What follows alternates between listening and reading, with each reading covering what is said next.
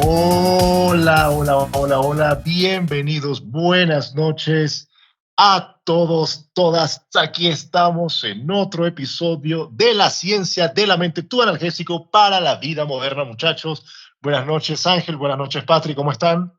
Buenas noches, buenas noches. Por aquí todo bien, todo tranquilo, todo correcto. Saludos a todos, saludos Ángel, Bueno, saludos Luis. hoy tenemos un tema muy interesante y lo reitero tantas veces porque vamos a hablar precisamente del TOC.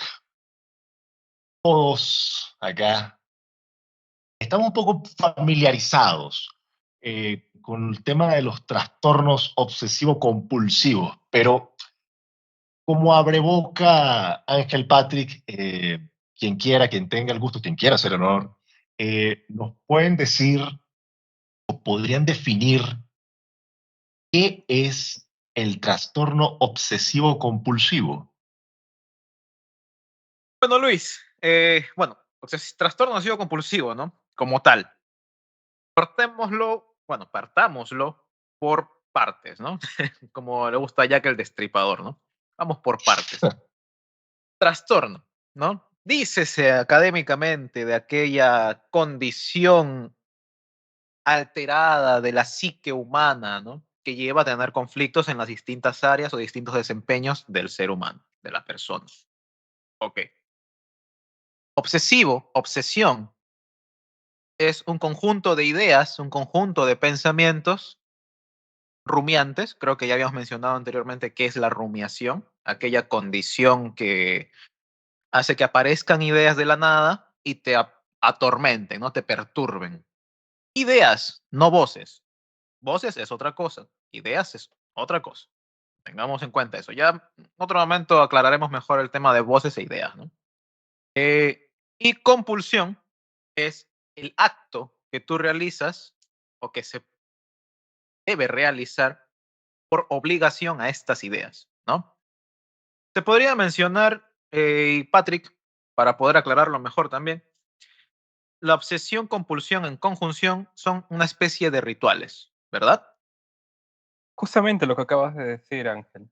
Podríamos decir que son rituales que están destinados a calmar a la persona, a que la persona pueda continuar con su día a día de una u otra manera, limitándose en lo que es un aspecto personal, ya sea a nivel social, ya sea a nivel de salud, perjudicándolo y que termina afectando a otras personas también de su medio.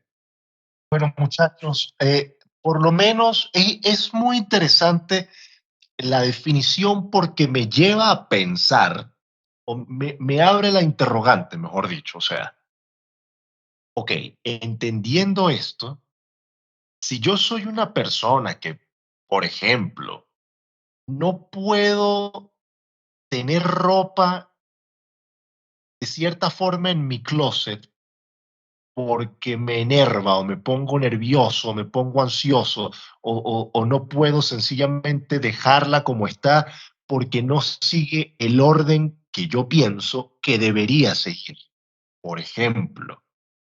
O por lo menos también que yo esté acomodando la cocina y deba tener las cosas estrictamente en el orden en el que las pienso, porque si no, me molesto o me pongo nervioso o salgo de la cocina, pero vuelvo a entrar y las pongo como yo creo que deben ir, porque si no, no puedo estar en paz.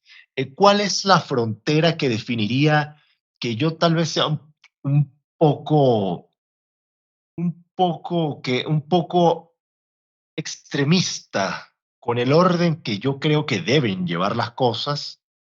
¿Cuál es la frontera que definiría eso al paso del TOC, en este caso? Bueno, tengamos en cuenta que también hay una serie de tipos, ¿no? De TOC, ¿no? Y seguramente muchos de las personas de nuestra audiencia, ¿no? Que nos escucha se identificará con alguno de ellos, ¿no? Y eso es justamente el punto, ¿no?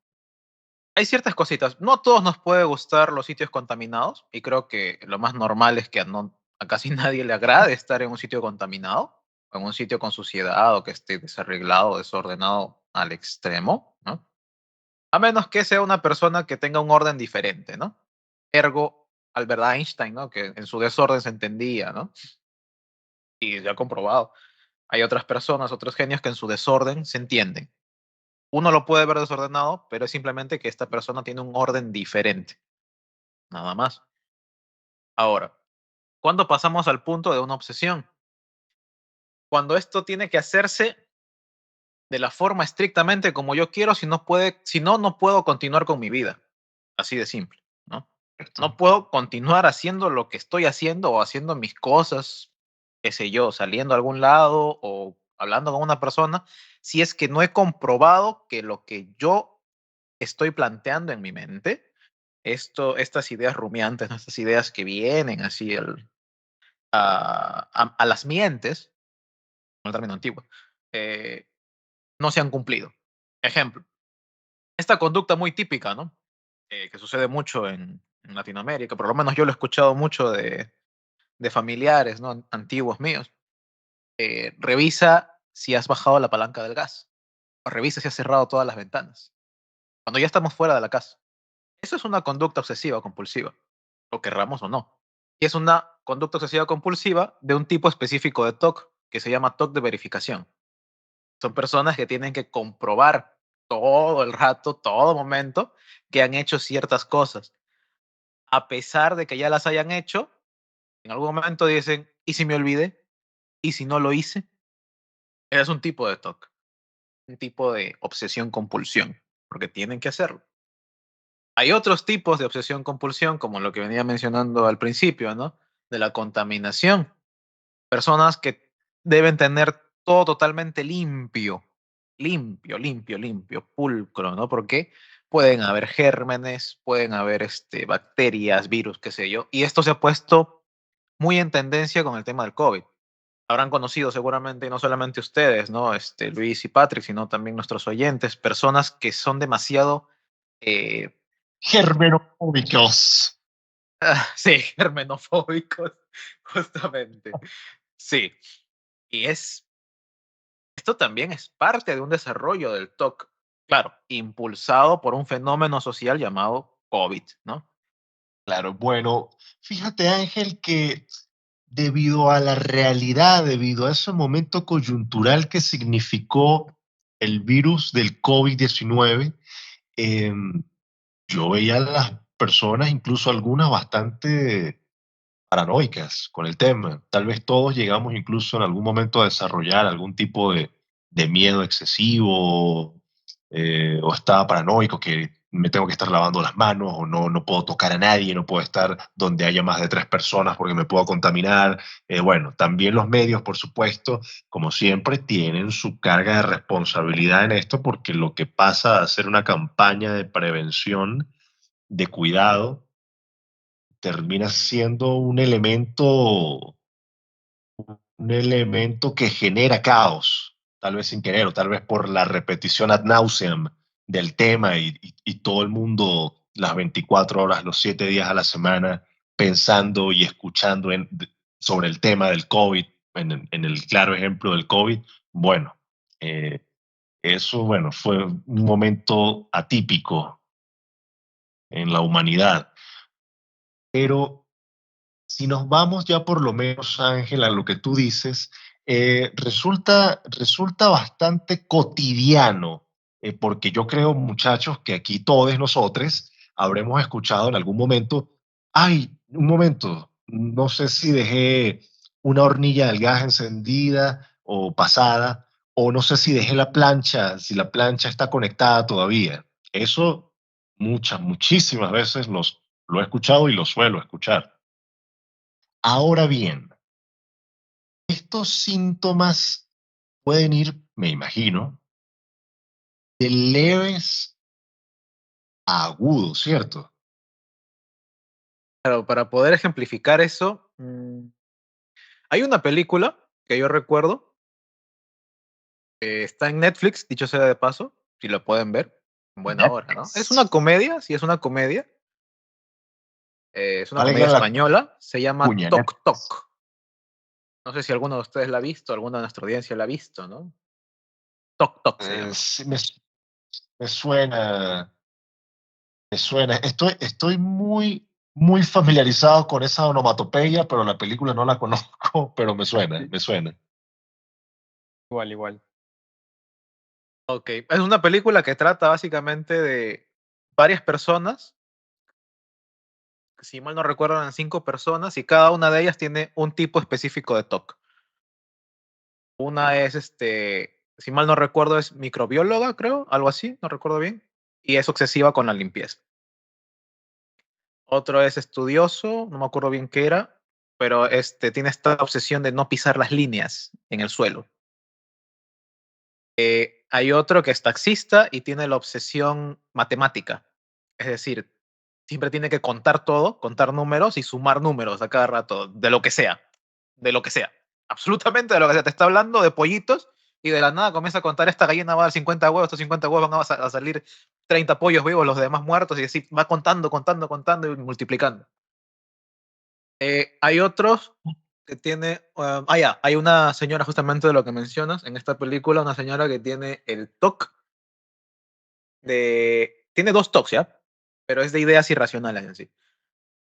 El TOC de la verificación, y a la vez tiene el TOC religioso, si mal no recuerdo, porque era una persona muy creyente, muy, muy, muy creyente. Muy, muy, muy, muy, muy creyente, ¿no? Pero muy creyente. Es su religión. Mm. Eh, Después había otra persona. Era de repetición.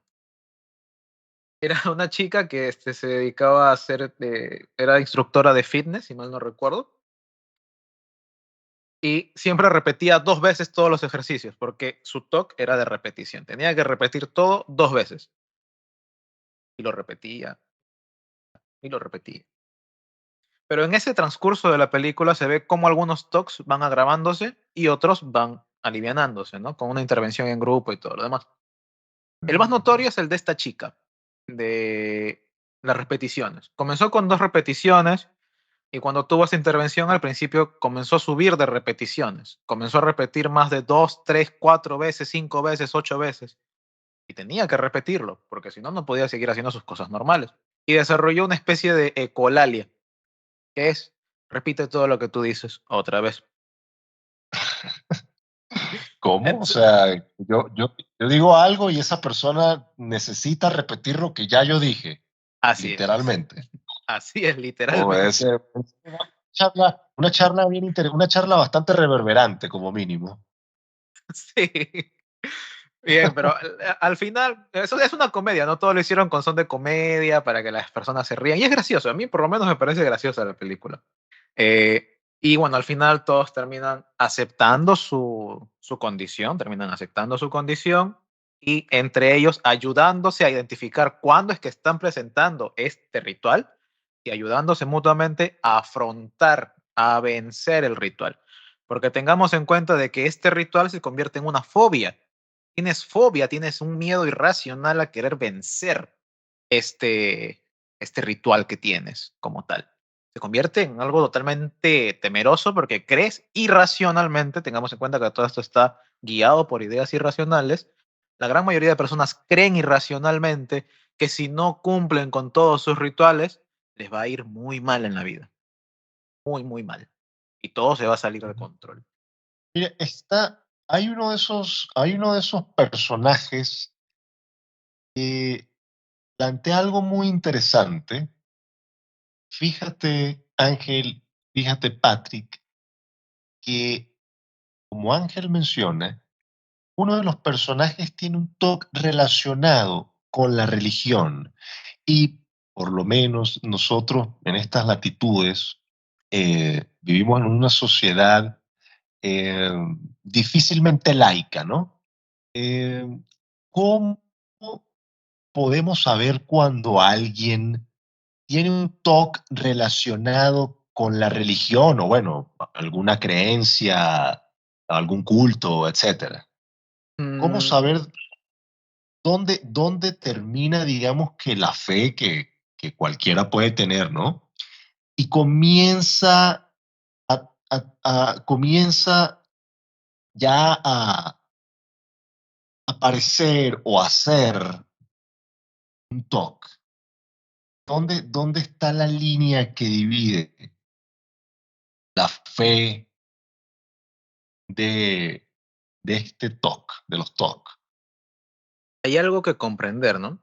La fe, ¿No? como tal, como palabra completa, fe, independientemente de los dogmas, entendiéndose dogma como la religión a la que cada persona pertenece individualmente, porque cuando alguien es de una religión, tiene que seguir un dogma, tiene que seguir unos ciertos lineamientos de su propia organización religiosa.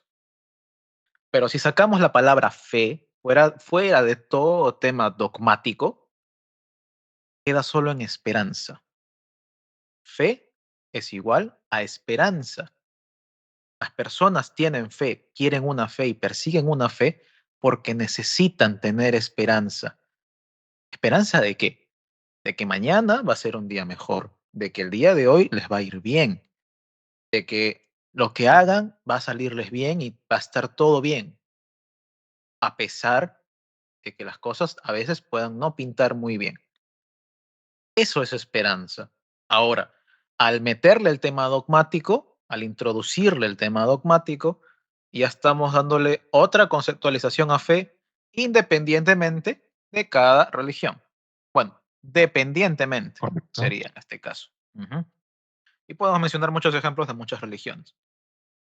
¿Cuándo es que una religión se vuelve más un fanatismo que simplemente un dogma que uno quiere seguir? Se vuelve un fanatismo cuando comenzamos a creer de que nuestra religión es la única, verdadera y la que va a salvar a todo el mundo, pero de manera violenta. Cuando comenzamos a discriminar a las personas, cuando comenzamos a alejar a las personas, incluso nuestra propia familia, simplemente porque son de otra creencia religiosa, y estamos cayendo en una obsesión. Hay que tener mucho cuidado con eso, ¿no? Ujú. A lo que ustedes están hablando justamente, Luis y Ángel, se me vino a la mente una de las películas de Jack. ¿Conocen a Jack Nicholson? Es una persona muy un personaje Por muy su... conocido. Sí. Un súper actorazo. Sí, un crack, un crack. Y sacó una película, bueno, traducida al español, yo la vi traducida al español, se llama Mejor Imposible.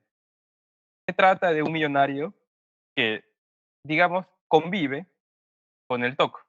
Y por azar del destino termina enamorándose de una camarera, una chica que trabaja en un restaurante. Y es interesante cómo este proceso del TOC empieza a notarse cada vez más, porque el personaje principal de Jack Nicholson, intenta acercarse a esta chica y se encuentra limitado.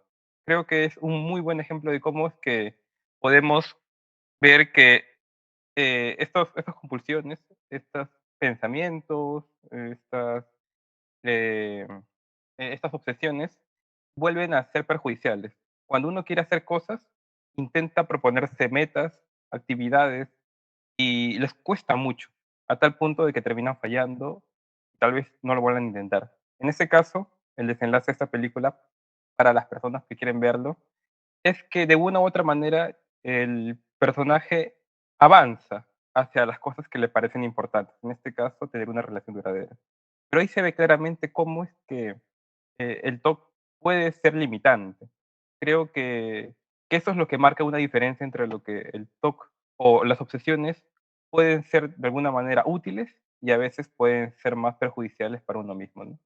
Y lo que tú mencionas, Ángel, me decías, o siento que ibas a decir algo muy importante, me gustaría escucharte, por favor. Así es, ya recordé lo que iba a decir. Claro. Muy importante. sobre la religión, ¿no?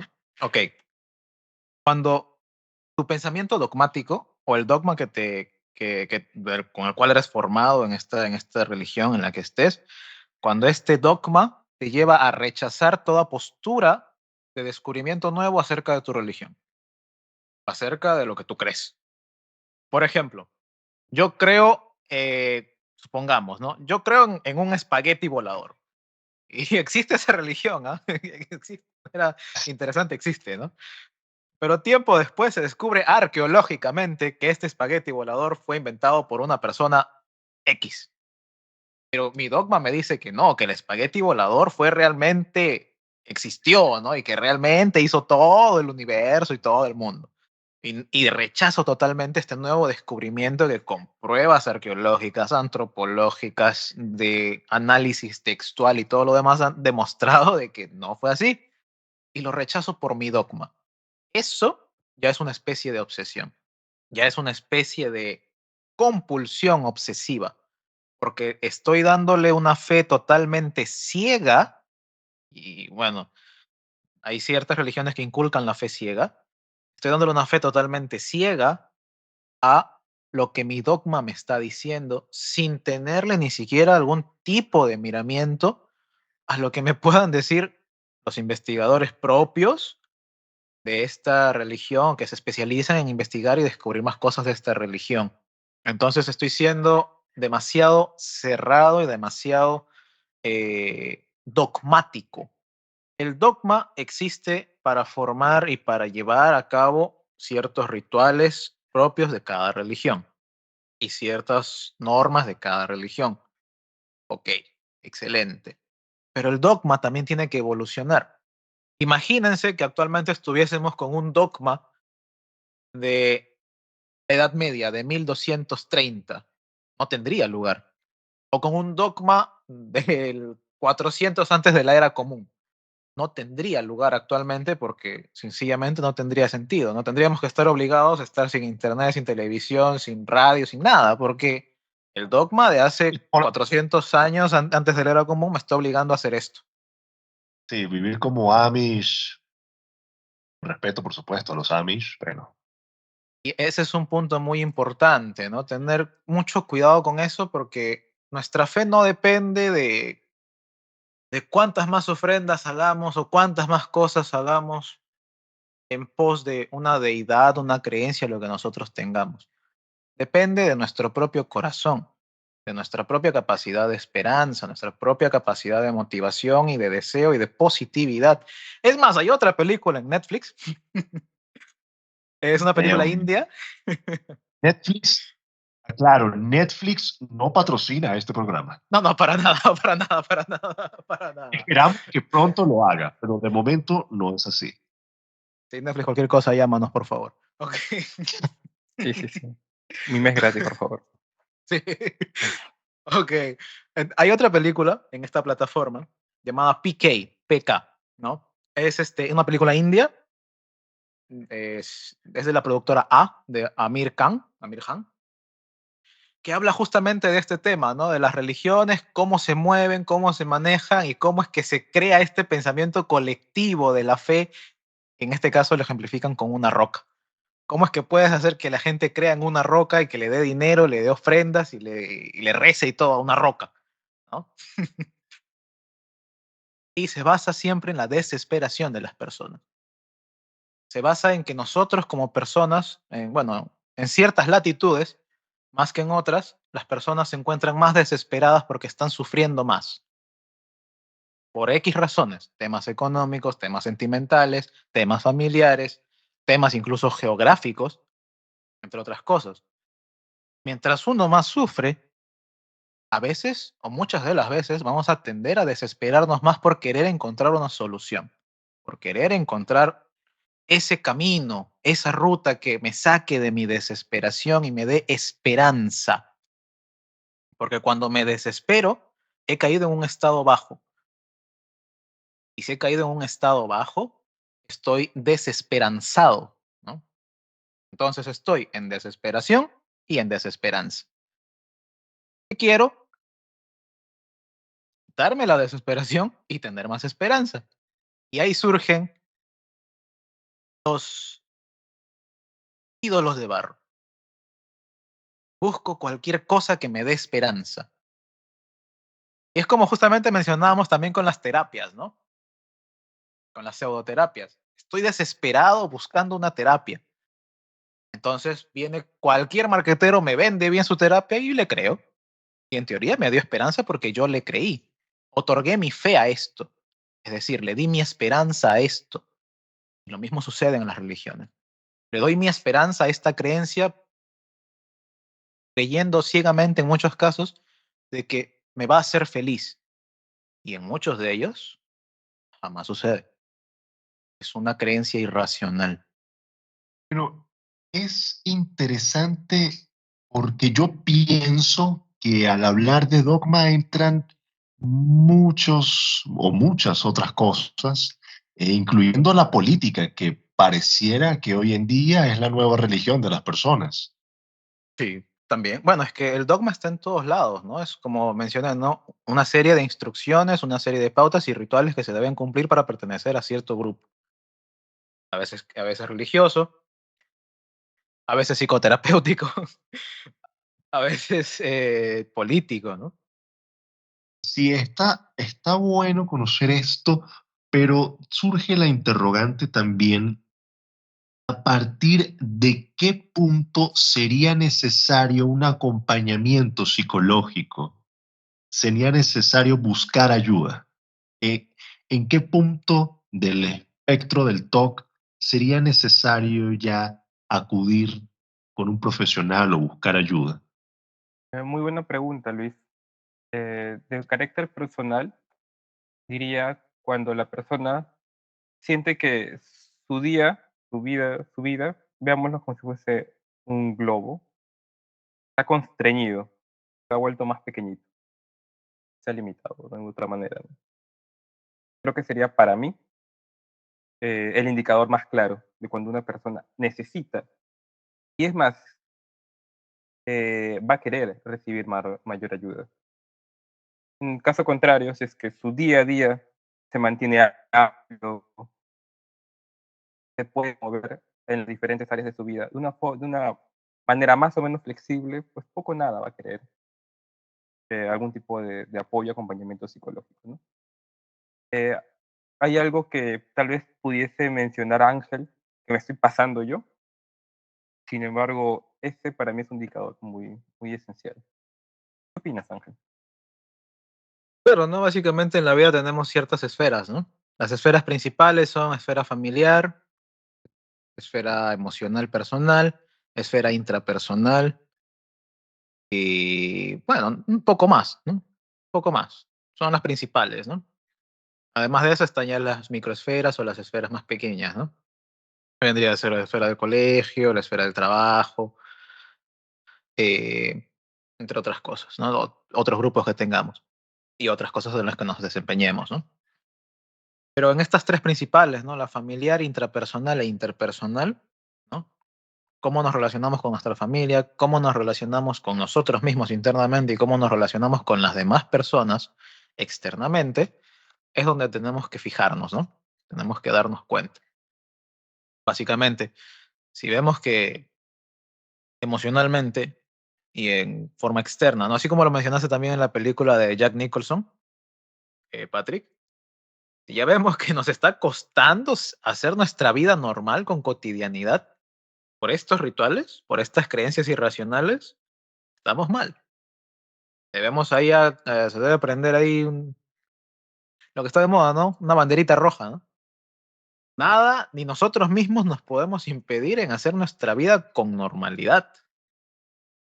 Bueno, Ángel, está interesante, pero ¿sería posible, digamos, que una persona esté en una situación en la que necesita ayuda con respecto a una conducta derivada de un TOC, y se haga la vista gorda, lo evada, lo evite, o se diga a sí misma, bueno, realmente yo puedo pensar de esta manera porque es muy posible que lo que yo estoy pensando sea como yo estoy pensando? Es posible que una persona caiga en esto y evite buscar ayuda, evite consultar a un especialista o simplemente diga, bueno, realmente esto es normal y no pasa nada.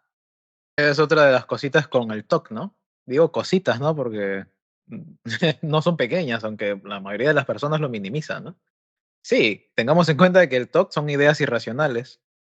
Y esto que tú acabas de mencionar son ideas irracionales. ¿Están correlacionados?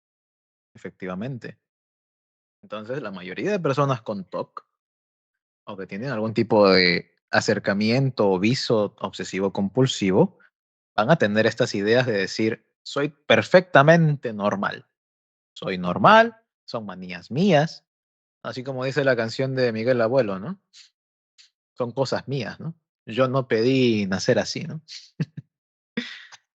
Y la mayoría lo dicen.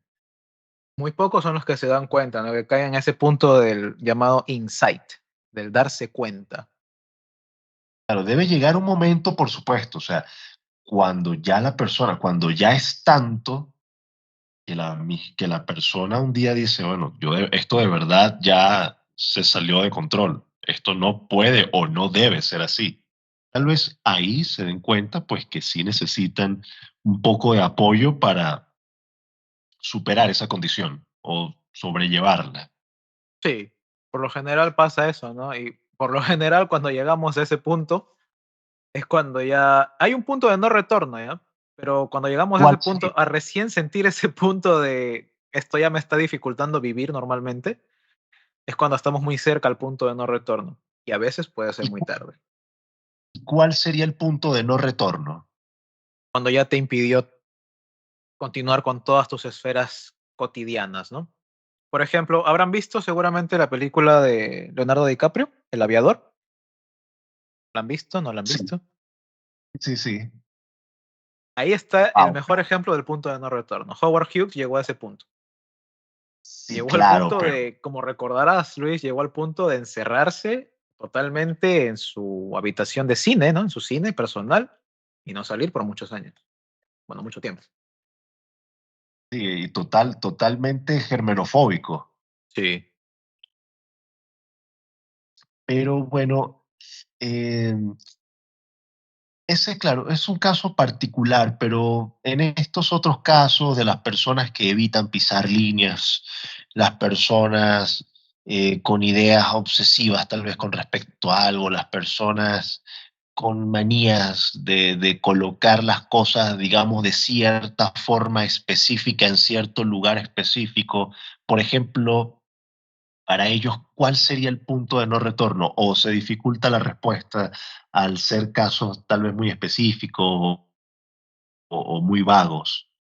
Claro, cada caso es específico, pero básicamente el punto de no retorno está en cuando te alejas totalmente de la sociedad. Porque todos terminan por alejarse de la sociedad. Porque creen de alguna o cierta forma que la sociedad los repudia o no los quiere o los discrimina. Y se encierran, entran en Por aislamiento. su- ok, hay una pregunta muy interesante que te quiero hacer, porque hay un caso, em, digamos, en una zona residencial, Ángel, Patrick, y quienes me escuchan, hay una persona, ¿sí? Digamos, un miembro más de la comunidad y esta persona en cuestión tiene un ritual que a priori me llamó muchísimo la atención. Llegué a pensar que sucedía algo con, con su puerta y con la reja de su vivienda, porque la condición de esta persona la obliga, según he visto, a abrir y cerrar la puerta de su casa, luego la reja, una y otra vez, a darle golpes, o sea, a darle tan fuerte que el sonido es bastante estridente, y ya cuando la persona se está alejando, regresa a abrir la puerta, a cerrarla, a y hace lo mismo con la reja y la persona entra en su vivienda, empieza a mover la llave desde adentro, sale, cierra la puerta, la vuelve a abrir, la cierra y empieza a abrir y a cerrar la reja de nuevo. Entonces es una rutina, es como un ritual que tiene esa persona porque es algo que no deja de hacer. Personalmente he visto a esa persona hacer eso una y otra y otra y otra vez. Ya luego de la primera vez me di cuenta que era precisamente una especie de ritual que tenía. Y digamos que a mi modo de ver las cosas, esa persona pudiese estar padeciendo de un TOC. Muy probablemente, no lo descarto, aunque también podría ser un brote psicótico que esté llevando con comorbilidades, ¿no? Pero muy probablemente sí lo sea. Sí, es que, repito, o sea, la persona abre, cierra la puerta, lo mismo con la reja y ya cuando está cerca de salir, de salir de la residencia, digamos, vuelve se devuelve para repetir ese ritual, digamos. No termino de entender el por qué, por supuesto, no me corresponde quizás a mí hacerlo, pero me llama poderosísimamente la atención eso. Es un ejemplo que quería dar hablando de este tema en particular, porque de verdad me, me llama muchísimo la atención. Mm, sí, probablemente sea de verificación, ¿no? Claro, claro. Ahí estamos hablando de un punto ya muy grave de verificación. Muy, muy grave. ¿De casualidad vive aislada? Mira, esa persona no vive aislada, de hecho, todos los días sale y comparte, es como parte del equipo de un local comercial y casi todos los días pues comparte con otras personas, está en un local comercial, atiende clientes, cosas así. Em, es una persona que vive sola, pero que aún así, bueno, tiene contacto con otros seres humanos, se desarrolla, sostiene conversaciones, o sea, no lo conozco a la perfección, pero, pero digamos que es una persona que tiene su vida social, pues. No está en un punto de Entra no de, retorno, así que está a tiempo de poder ir con ok, ayuda, ¿no? Si es que sus propios pensamientos no le impiden ir a una ayuda también. sí, fíjate también que no sé si en algunos casos sea o derive quizás del uso o el abuso de ciertas sustancias. Mm, claro. Justamente por eso te mencionaba, ¿no? También puede ser un brote psicótico que haya tenido otras comorbilidades, ¿no? Que haya desarrollado otras comorbilidades y los brotes psicóticos, no generalmente, pero lo más común es verlos siempre en personas que han abusado de sustancias, ¿no? Mm, ok, sí, puede ser determinante esto. Sí, como mencionábamos también en episodios anteriores, ¿no? Cada caso es único, ¿no? Y cada caso tiene que ser evaluado siempre con la minuciosidad respectiva, ¿no? Es todo un detalle, ¿no? Podemos observar ciertas conductas raras en personas, ¿no? Incluso personas de poder, ¿no? De gran poder. Pero eso no quiere decir que todas tengan TOC, sino que a veces también puede ser algo comorbe, ¿no? Tengamos en cuenta de que las comorbilidades, así como existen en el mundo físico, en las enfermedades físicas, también existen en las enfermedades psicológicas. Entonces, muchas veces una patología psicológica, un problema psicológico no aparece solo, aparece acompañado, aparece con sus hermanos, con sus primos, con sus tíos, con sus abuelos. Y todos ellos van a atormentar a la persona, al sujeto. Claro, una persona, por ejemplo, bajo situaciones muy fuertes de estrés, por ejemplo, podría llegar a desarrollar TOC. Muy fuertes de estrés. Sí, una especie muy específica, ¿no? Algo muy específico, un tipo específico de TOC podría ser, dependiendo cuál sea su estrés, ¿no? Y en su trabajo, ejemplo, lo obligan mucho, está muy estresado porque siempre lo obligan a limpiar. Puede que en algún momento llegue a desarrollar este TOC de limpiar a cada rato, ¿no? De la contaminación. Claro, y ahora bien, conociendo esto, em, claro, esto hablando ya sería como la causa, el ejemplo que das. Em, ¿Podrías hablar entonces un poco más sobre las causas del TOC? ¿Qué causa el TOC? ¿Por qué? En la gran mayoría de problemas psicológicos y psiquiátricos no hay una causa, una sola causa. Siempre son dinámicos, son multicausales, son complejos. Los problemas psicológicos, los problemas de la mente, de la psique, son problemas muy complicados. El TOC, por lo menos se ha visto que influencia mucho el tema de las creencias irracionales que pueden ser inculcadas desde pequeños, desde nuestra crianza, como también pueden ser adquiridas o aprendidas por un patrón repetitivo de conducta que estemos llevando en algún sitio, ¿no? En algún trabajo, en algún grupo social, en algún grupo de concentración focalizado que tengamos o en el cual estemos, ¿no? También se ha visto que tiene ciertas bases biológicas que pueden llegar a ciertas personas a tener esta tendencia, ¿no? A desarrollar obsesiones desde el nacimiento, ¿no? Pero no es nada fijo, ¿no? No es nada que esté totalmente 100% comprobado, ¿no? Ni es totalmente estipulado, ¿no? Pero de que existe la posibilidad, existe, ¿no? También existen otras cosas que por inducciones comorbes de sustancias psicotrópicas, ¿no? O alucinógenas, puedes desarrollar pensamientos irracionales obsesivos, compulsivos, de este estilo, ¿no?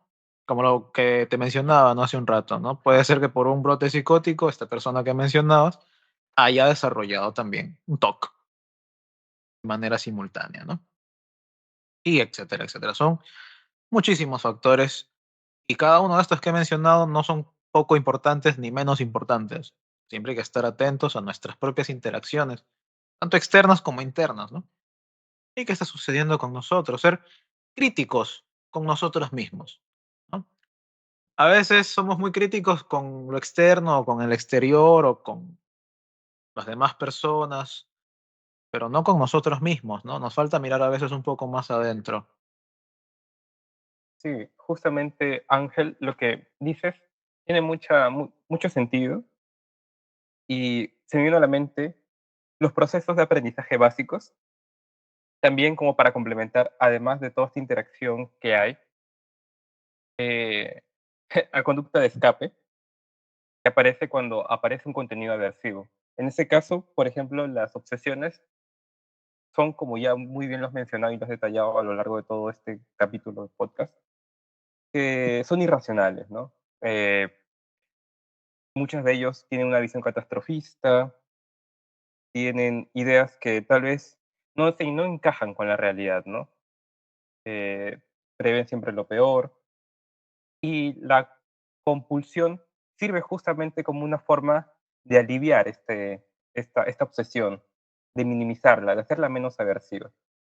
Ahí opera un mecanismo dentro de lo que se llamaría los procesos de aprendizaje básicos, en el cual se disminuye, ¿no? Esta intensidad con el fin justamente de continuar con su día a día, pero que las consecuencias a corto plazo justamente son eso, ¿no? Una disminución.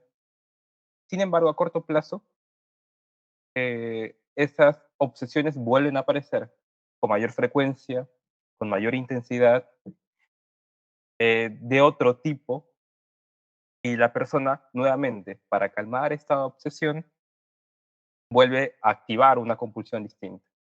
Y es como un círculo vicioso, una y otra vez. Es como aparece un botón y la persona tiene que presionarlo. Aparece otro botón, tiene que presionarlo. Pero esta vez con más fuerza para que vuelva a funcionar.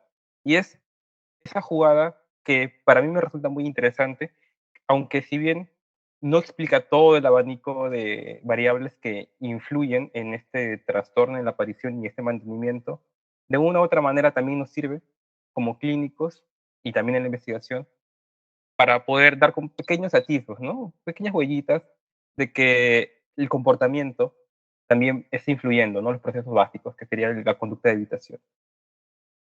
Quería agregar algo muy interesante, ¿no? Justamente se me ha venido a las mientes, ¿no? A la mente. Un tipo de TOC, ¿no? Que por lo menos a mí me parece gracioso en cierto aspecto, ¿ya? Que es el TOC de agresividad. Básicamente es un temor irracional a hacerte daño a ti mismo o hacer daño a los demás. Inicialmente era de manera física, ahora también se extendió de manera psicológica. Han hallado ciertas cosillas, ciertos vestigios de manera psicológica.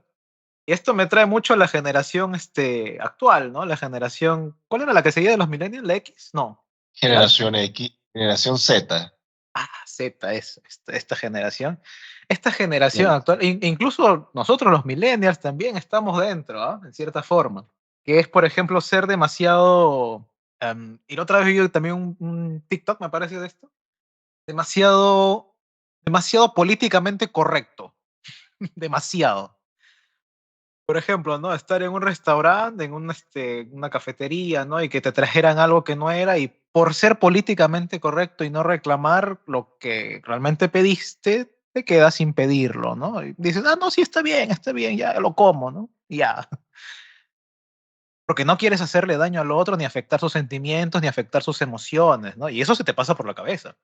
Y sucede mucho en estas generaciones actuales. Es bueno ser políticamente correcto, pero a veces también hay que ser políticamente incorrectos. Y ojo, reclamar algo que nosotros hemos pedido como parte de un servicio no es algo malo, no es algo políticamente incorrecto, no es algo que haga daño a nadie, ¿no? Sino que más bien nosotros estamos sobrepensando demasiado. Se nos vienen muchas ideas irracionales. Y en este video que les menciono recuerdo mucho que decía, ¿no? No, y si le pido que me lo cambie, lo van a regañar al mesero, ¿no? Al mozo, ¿no? Lo van a regañar, le van a bajar el sueldo, por mi culpa va a tener una pelea con el cocinero, o qué sé yo, ¿no? O, no sé, se lo van a descontar de su sueldo, entre otras cosas, ¿no? Sobrepensaba demasiado. Y eso es una especie también de obsesión, son ideas irracionales, ¿no? Nos ponemos a sobrepensar demasiado y nos lleva a estas conductas, ¿no? Claro, pueden condicionar el modo en el que vivimos nuestra vida, incluso, si sostenemos esa conducta, ese tipo de conductas a través del tiempo, ¿no? Claro. Mm. Hablando del TOC, muchachos, ¿podrían definir quizás em, algún tratamiento? Yo sé que los casos son particulares, como bien recalcan ustedes, pero ¿hay algún tratamiento o introductorio, estandarizado, un tratamiento que funcione en general, al principio por lo menos, o para descartar algo así, o como ayuda o coadyuvante? ¿Hay algún tratamiento que funcione para los TOCs en general? Sí, sí. eh, bueno, es un poco dura, para mí un poco difícil. No es un poco muy, muy, muy difícil. Y Ángel lo va a complementar muy bien. Y es eh, la exposición con prevención de respuesta. Básicamente es el tratamiento, digamos, personalmente estándar para trabajar con ese tipo de dificultades, ¿no? Y su nombre lo dice, exposición. O en conjunto con el consultante, con la persona, exponen esos contenidos temidos, ya sean aspectos cognitivos, aspectos reales, y tolerar hasta cierto punto, porque eso es el tema de prevención de respuesta, que no evite, que no intente hacer esa compulsión y que desarrolle otras estrategias. Pero llega a ser muy duro para las personas, porque ¿quién quiere estar en un momento con cosas o contenidos difíciles de tolerar? Creo que nadie, ¿no? En su sano juicio nadie quisiera estar con tanto tiempo expuesto, tocar aquello que no le gusta por mucho tiempo. Pero básicamente eso es lo que se tiene que hacer, ¿no? Y bueno, Ángel puede mencionarlo y ampliar todo lo que estoy diciendo de una forma mucho más detallada. Siento yo que hay bastante por hablar de este tratamiento y sé que hay más, pero personalmente para mí ese es el estándar para mí. Sí, sí, sí. De hecho, sí, la exposición individual es una de las formas efectivas, pero creo yo, y lo he visto más en la experiencia, la exposición grupal, focus group, ¿no? Grupos de ayuda, ¿no? Que también trabajan exposición, pero de manera grupal, ¿no? Entre las mismas personas se van ayudando a combatir sus propias creencias irracionales, sus propios TOCs, ¿no? Como justamente les mencionaba también el tema de la película, ¿no? Y obviamente todo esto va con una guía profesional, ¿no? Guías profesionales, porque también pueden haber ciertos problemas ahí, ¿no? Y bueno, es básicamente eso. Es muy importante el tema de la exposición y a la vez también poder tener en cuenta de que debemos asumir también otras alternativas de solución, ¿no? No me refiero a pseudoterapias, ¿no? Sino a otras alternativas de poder calmar nuestra ansiedad, porque si bien la exposición ayuda a superar creencias irracionales, afecta de manera negativa al aumento de la ansiedad y al aumento del estrés. Las personas van a estar, como tienen ya esta condición, ¿no? De siempre repensar, sobrepensar y mantener creencias irracionales, comienzan a generar, ¿no? Y eso lo he visto en bastantes investigaciones, comienzan a generar creencias, pero más bien por el lado de estoy haciéndolo bien, no lo estoy haciendo bien, esto es lo que creo que es, esto es lo que no, y cosas por el estilo, fuera de sesión, no fuera de su intervención natural. Entonces, es bueno, si bien llevar, por una parte, la intervención o la psicoterapia de exposición para un TOC de primera mano, también es bueno llevar otras intervenciones para saber controlar la ansiedad, saber controlar el estrés, saber expresarnos, como también lo mencionábamos en el capítulo anterior, ¿no? Comenzar a expresarnos también, porque a veces cuando lo guardamos, lo mantenemos ahí, bueno, se generan ciertos problemas, ¿no? Porque es como un vaso, ¿no? Que se va llenando, se llena hasta que rebalsa, ¿no? Y es un dilema, ese también es un dilema, ¿no? Bueno, Patrick, seguramente también habrás leído de esto, ¿no? Es el dilema de cuánto ayudan realmente las terapias, ¿no? Porque por lo general algunas terapias, o la gran mayoría de terapias, que son de este estilo un poco agresivas, un poco digo, nada más, generan efectos paralelos, ¿no? Efectos secundarios, como Sí. este que acabo de mencionar. Y creo que más que verlo así un poco lejos en clínica, capaz en nuestro día a día, e intentamos de forma personal hacer algo diferente y nos cuesta mucho y vemos que más o menos se va solucionando algo, o al menos vamos superando algo, y ¡tac! Aparece algo como que una colita diferente o un problema distinto. No sé si es que alguna vez les ha pasado, a mí me pasa, y me pasan algunas cosas que hago, como que haces algo y aparece un pensamiento, cosas diferentes, como que te enganchas con eso ahora. Es como que ese meme de Homero en el que está jalando una cadena con una bola de hierro y le dicen, quítenle la cadena de hierro de, de una cosa, póngale la otra. Entonces es como que cambia, ¿sabes? Un trueque nada más. Y sí, pasa bastante, pasa mucho.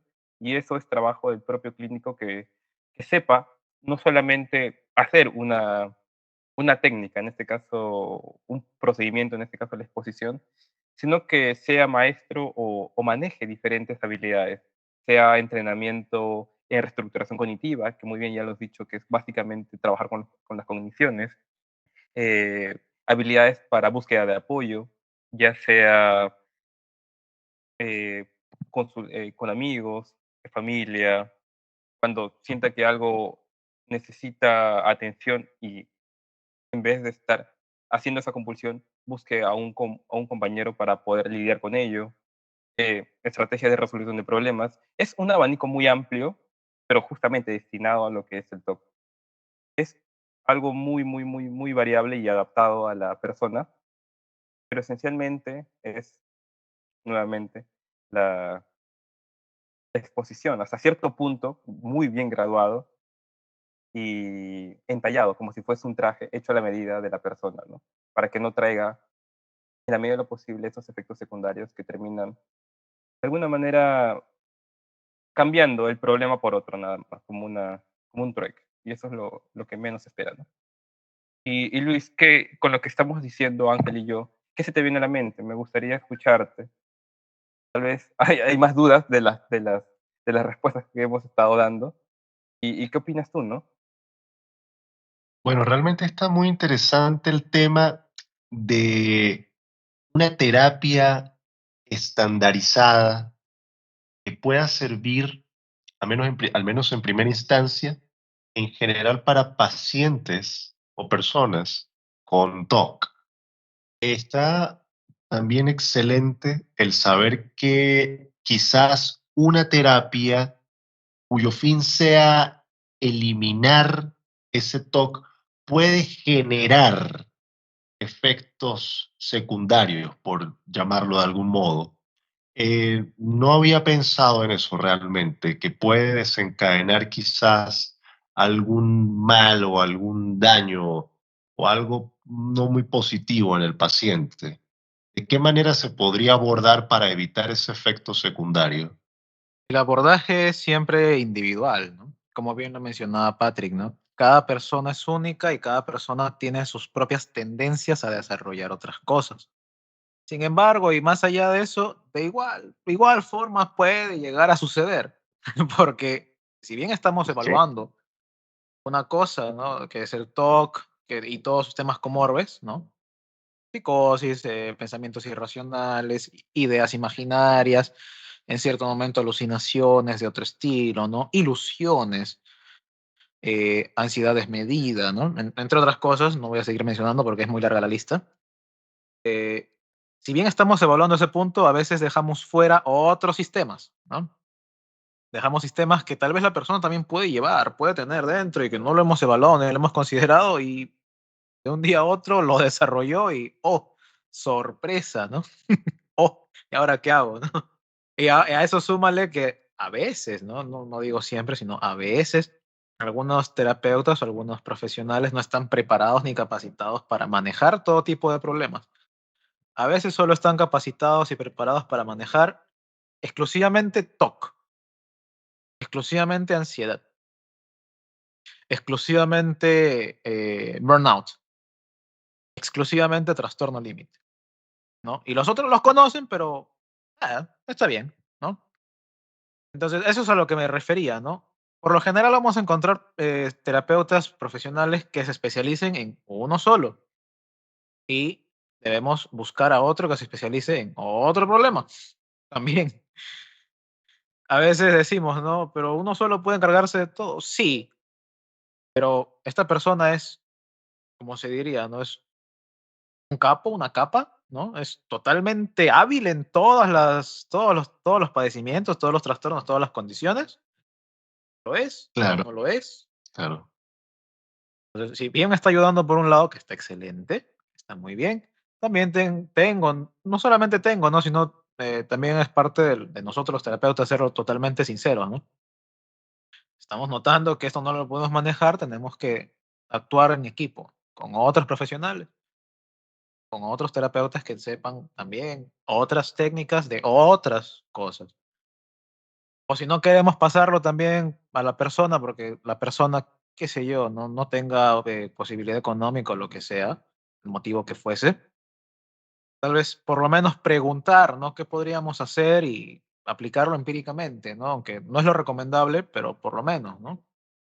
Y tengamos en cuenta también de que no me quiero meter tampoco en temas económicos, todo este tema de los trastornos de este estilo, ¿no? Un poco más profundos, que son más difíciles, más complicados de solucionar, también eleva su costo, ¿no? Eleva su valor para su tratamiento, ¿no?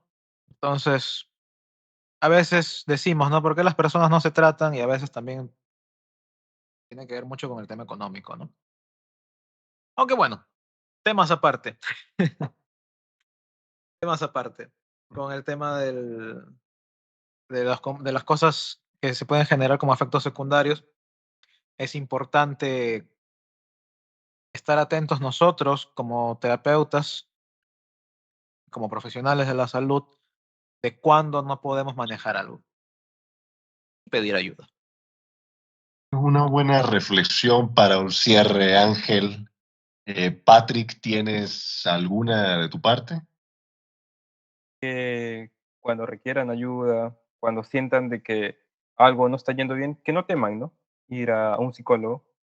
Si bien, como dijo Ángel, eh, hay competencias que desarrollar y sucede bastante, y no solo en psicología, sino en diferentes campos de atención en salud, que uno puede tener conocimientos globales y destinarse específicamente a un tema en concreto.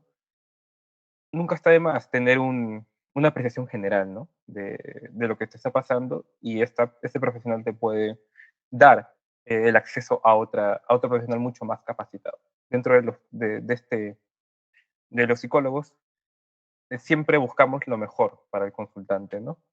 Los que practicamos la práctica clínica, las personas que inclusive hacen investigación, buscan siempre el beneficio, ¿no? de la persona con la que están tratando. Y, y bueno, que se animen, ¿no? Las personas que necesiten algún tipo de apoyo. No tengan miedo, no mordemos los psicólogos, la mayoría no. Y nada, Abrazamos, abrazamos. abrazoterapia, sí. Siempre se puede dar un paso diferente o hacer algo distinto. ¿Quién sabe? Hay que probar cosas nuevas siempre, ¿no? Para eso estamos acá en primer lugar. ¿Qué sería esta vida si siempre repetimos lo mismo? ¿Qué todo ello? Tengamos en cuenta de que esto es como los distintos departamentos de medicina también, ¿no? Reumatología, traumatología, qué sé yo, los demás dermatología, podología, entre otros, etcétera, pediatría, ¿no? La psicología también existe y generalmente, a veces, es por cada problema, ¿no? 338 problemas en el DSM-5. Es por cada problema. Entonces hay que comenzar a tener un poquito más de conocimiento en esto, ¿no? Si estoy yendo a un profesional, este profesional en qué se desempeña, ¿no? O en qué es especializado, ¿no? En qué problema, en qué tratamiento, en qué terapia, ¿no? ¿Y qué es lo que necesito yo? A veces, en algunos casos, lo único que necesitamos es una atención general, que nos escuchen, soltar todo lo que llevamos y listo, a nuestra casa, se acabó. Cuando tenemos cosas más profundas, ya nosotros mismos nos vamos a dar cuenta. Y el profesional también se va a dar cuenta. Y ahí es cuando inicia la intervención múltiple, ¿no? Adelante, Luis, ahora sí no te corto. Bueno, ya creo que estuvo suficientemente ricolina la despedida. Bastante útil, por cierto. Es bastante bueno saber esto, saber que hay profesionales dedicados a cada tipo de afección, si se quiere, que podamos padecer en algún momento determinado, de verdad. Invaluable la información, muchachos, de verdad, muchas gracias. Es muy importante estar al tanto de todo esto, bien sea por nosotros mismos, por personas que conocemos, allegados, familiares, etcétera. Es de verdad información que no tiene desperdicio alguno. Y a todos quienes nos escuchan la noche de hoy, muchas gracias por estar acá. Nos pueden seguir como La Ciencia de la Mente, tu analgésico para la vida moderna. Les saluda desde acá el equipo de La Ciencia de la Mente, Patrick Mesa, Ángel García y Luis Victoria. Nos despedimos de ustedes hasta una próxima ocasión. Hasta luego.